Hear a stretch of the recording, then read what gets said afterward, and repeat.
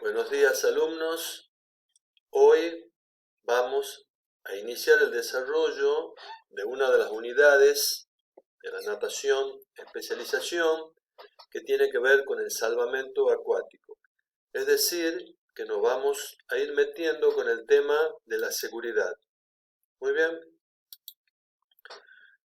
El objetivo que tenemos con ustedes es que comprendan la importancia que tienen en aquellas acciones que ayuden a prevenir los accidentes acuáticos y a que desarrollen también las habilidades necesarias para poder desempeñarse idóneamente en el caso de tener que actuar en una situación de estas características. Prevenir significa que debemos tomar disposiciones para evitar que ocurran estas situaciones de peligro, es decir, que dentro de la formación del socorrista acuático el rol fundamental que tiene es en prevenir accidentes. Y luego, si lamentablemente por alguna situación de fuerza mayor ocurre que tengan que actuar, que lo puedan hacer de una manera idónea. Pero repito la idea esta de que la función principal es no tener que llegar a que esa situación sea de tanto riesgo, digamos, ¿no? Tratar de evitar a toda costa que esto ocurra. Muy bien, ¿con qué problemática nos encontramos? Acá fíjense ustedes en el primer título arriba a la izquierda de la pantalla, habla de la idiosincrasia de nuestra sociedad con respecto a los temas de seguridad, es decir, cómo es la población, cómo es la región, cómo es la provincia, cómo es la localidad en la que nosotros vivimos con respecto a estos temas, y lamentablemente somos muy poco apegados a las normas, ¿no? Respetar las normas es la principal, digamos, acción que uno puede llevar adelante para prevenir los accidentes. Bueno, tenemos variados espejos de aguas, tantos abiertas como cerradas, ¿no? Entonces usted tiene que pensar en los ríos, en los lagos, en los canales, cuando hablamos de aguas abiertas, y luego en las piletas, tantas piletas que hay, tanto, digamos, en casas particulares como en complejos de centros deportivos que tienen un riesgo implícito muy alto, ¿no? Nosotros tenemos datos que fuimos sacando, obteniendo de un rastreo bibliográfico que hicimos, luego una encuesta poblacional y nos encontramos de manera, digamos, significativa con que ocurren muchos más accidentes de lo que uno muchas veces toma conocimiento a través de la prensa, ¿verdad? Oral o escrita, ¿no?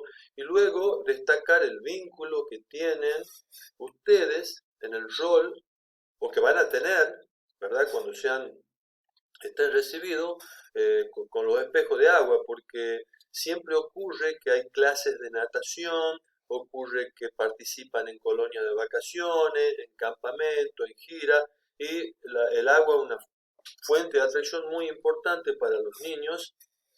Por lo tanto, todos debemos, los docentes de educación física, todos debemos tener conocimientos de prevención y de habilidades para desarrollar en caso de tener que actuar en una situación de riesgo.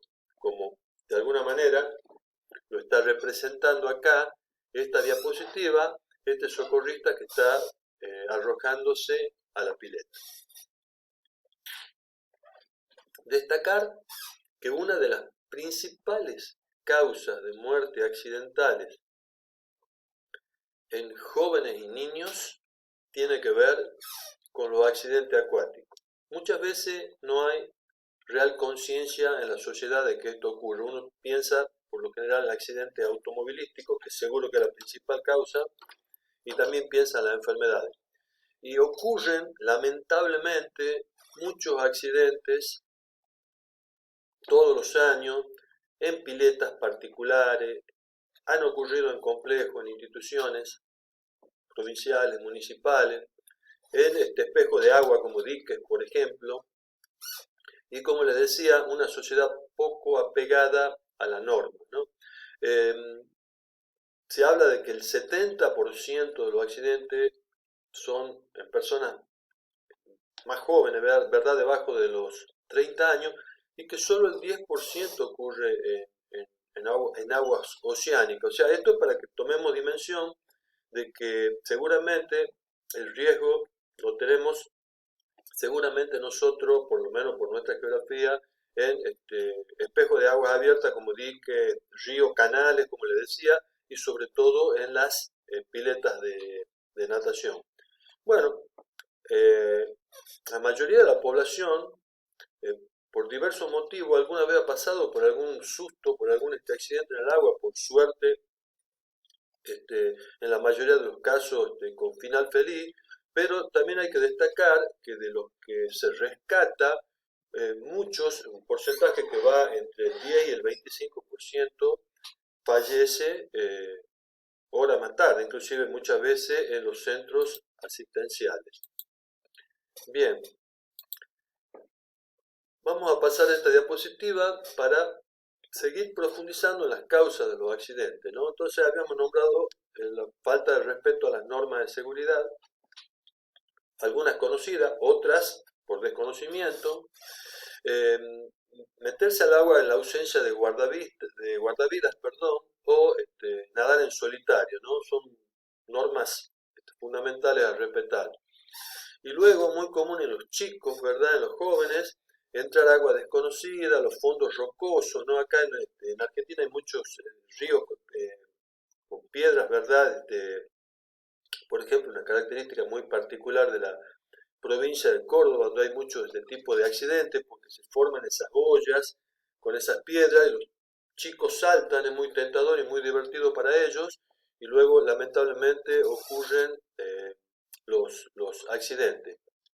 Por supuesto, conocer las corrientes, ¿no? Nuestros ríos, por ejemplo, que suelen ser tan tranquilos en alguna época del año y contrastan cuando hay una lluvia fuerte o en el verano, o por alguna creciente, ¿no? Y por supuesto tronco, rama, etc. Los chicos suelen desafiarse entre ellos, hacer acciones peligrosas, entonces para hacer tan retos quieren salvar incorrectamente, por supuesto, su prestigio, y quieren lucirse. Entonces toman acciones que son peligrosas. Por eso nosotros siempre somos responsables de lo que le ocurre a un menor, ¿de acuerdo?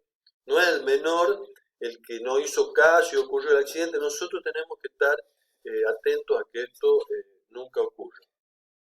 Bueno, también están acostumbrados a realizar juegos peligrosos, a subestimar distancias, no están bien preparados físicamente, y el manejo inexperto de embarcaciones, ¿no? Cuando se alquila, por ejemplo, para un juego, para un paseo, alguna embarcación. Fundamentalmente queremos prepararlos en estos aspectos, ¿no? Es decir, ¿cuáles serían los aspectos en la formación de un socorrista acuático? Van a tener temas que van a apuntar al contenido técnico, como pueden ver acá en la diapositiva, temas por supuesto con respecto a la preparación física y temas con respecto a la preparación psicológica, mental que hay que tener para poder actuar de una manera adecuada en estas situaciones de digamos, de alto estrés. Bien, dentro de lo que es la preparación técnica, vamos a ver el estudio del lugar, ¿no? Hace un rato hablábamos de las corrientes, de las profundidades, de las aguas oscuras, del clima. Vamos a ver todo lo que hace a las normas de seguridad, lo que hay que respetar, y los elementos de seguridad, que son elementos, bueno, los más comunes serían un silbato, ¿verdad? Un salvavidas, ¿verdad?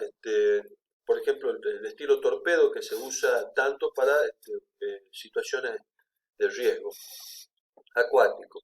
Luego vamos a tener un tema que tiene que ver con los derechos y obligaciones que tenemos, ¿no? En nuestro rol docente cuando estamos frente a los niños y cómo nos ven, de acuerdo a la formación que ustedes reciben a la hora de juzgar por por tus derechos y por las obligaciones que tenían frente al cuidado de esos niños, jóvenes o adultos, depende del caso. Por supuesto, los temas de primeros auxilios, que como siempre digo, ojalá nunca tengamos que llegar a hacer primero auxilio, porque significa que ya ocurrió un hecho que tenemos que lamentar de distintas gravedades, pero bueno, llegado el caso debemos saber actuar de una manera correcta y rápida en este primer eslabón, ¿verdad?, de lo que es la situación de poder hacer que alguien se salve de una situación eh, tan peligrosa. Y por supuesto todo lo que hace a las técnicas de salvamento, ¿no? Cómo arrojarnos al agua para salvar a alguien, cómo hacerlo si lo tenemos que hacer de altura, si el agua es transparente, si hay riesgo de que el lugar nosotros no lo conozcamos en detalle como para poder lanzarnos. Luego, cuáles son las distintas formas de aproximarnos a esa víctima para que podamos actuar, digamos, eficientemente y no corramos riesgo las dos personas, la que está en la situación de riesgo y el que actúa como socorrista, ¿no? Son, digamos, situaciones que debemos aprender a manejar. La forma de zafarnos, porque una persona que está en una situación de riesgo tiende a sujetarse de lo que encuentra y si nos encuentra a nosotros tratándole de ayudar, nos va a agarrar con mucha fuerza y después es una situación difícil de conocer cómo zafarse, ¿no? Y cómo impedir que eso ocurra para, como les decía recién, no sean dos las personas que corren riesgo. Y luego las distintas formas que tenemos de remolcar, es decir, de aproximar a esa persona a la orilla o a la embarcación, a lo que haga falta para poder rescatarla. Y también sacarla de, de ese lugar y ubicarlo en un lugar que sea de menos riesgo. Otro tema que vamos a ver, acabamos de explicar preparación técnica. Otro tema que vamos a ver es el tema de la preparación psicológica, es decir, cómo actuar en situaciones de riesgo, porque si ustedes, los docentes o los socorristas, se paralizan ante una situación de riesgo, seguramente de que la no acción esa va a llevar a lamentar alguna desgracia mayor. Entonces, debemos saber cómo actuar en esas situaciones y nosotros la idea es brindarles herramientas prácticas para que ustedes entrenen situaciones, ¿verdad?, a través de un role playing, de una actuación donde se vean en situaciones que tengan que actuar rápida y eficientemente, ¿no? Y que no los paralice, no tomarse esos segundos iniciales para pensar y luego actuar de la manera favorable, ¿no? Lo que llamamos de un estrés positivo, ¿no? Donde tenemos más adrenalina, más fuerza, más claridad mental para actuar y que ese estrés no sea negativo y actúe de manera opuesta, paralizándonos, ¿verdad? Y evitando de que nosotros actuemos de manera eficiente. Bueno, muy bien.